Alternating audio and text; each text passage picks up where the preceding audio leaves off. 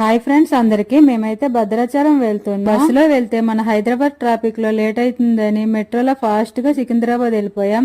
మేమైతే ఫాస్ట్ గా సికింద్రాబాద్ వెళ్ళిపోయాం, కానీ ట్రైన్ 1 అవర్ లేట్ గా వచ్చింది. భద్రాచలం వెళ్ళేసరికి మార్నింగ్ 6:30 అయ్యింది. అక్కడి నుంచి మ్యాక్సీ క్యాబ్ లో హోటల్ రూమ్ కి వెళ్లి రెడీ అయ్యి రామయ్య దర్శనానికి వెళ్దాం అనుకున్నాం.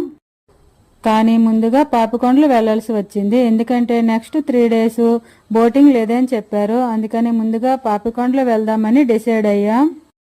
పాపికొండలు వెళ్ళాలంటే ముందుగానే భద్రాచలంలో టికెట్లు బుక్ చేసుకోవాలి. ఒకరికి 1250 పడింది. వాళ్ళే మనల్ని పాపికొండల వరకు తీసుకువెళ్తారు. భద్రాచలం నుండి పాపికొండలు వెళ్లే రోడ్ చాలా బాగుంటుంది. రోడ్డుకి ఇరువైపులా చెట్లతో చాలా అందంగా ఉంటుంది. మేమైతే చాలా ఎంజాయ్ చేస్తూ పాపికొండల వరకు 2 hours లో రీచ్ అయ్యాం. బోటింగ్ వీడియో నెక్స్ట్ వ్లాగ్ లో చూద్దాం. Bye friends.